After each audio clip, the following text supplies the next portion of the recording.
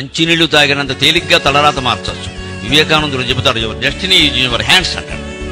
నీ తలరాత నీ చేతుల్లో ఉందయ్యా అంటాడు. మనకు ఆ మాటలు నచ్చవు. అంతా ముందే రాసేశారు, అంతా ముందే అయిపోయింది, మనం ఏమనుకున్నా ఏమవుదు, ఏది జరగాలి. చాలా సుఖంగా ఉంటుంది మనిషికి. ఎందుకంటే చేతకాని వెళ్ళ కూర్చోవచ్చు దత్తమ్మలాగా కాళ్ళు చాపేసి.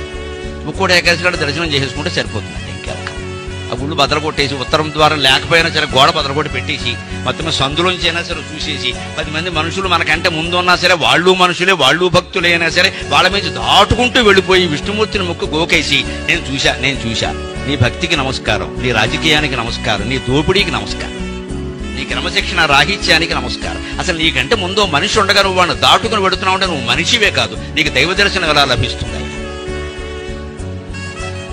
ముందున్నాడు కదండి, వాడు మనిషే కదండి, వాడికి 2 కాళ్ళు ఉన్నాయి కదా, వాడు దాటుకుని ఎలా పెడతావు? నువ్వు నీ పలుకుబడి ఉపయోగిస్తావు, అక్కడ నీకోసం ద్వారం బదలు కొట్టిస్తావు. ఈ ప్రవృత్తిలో మార్పు రావు.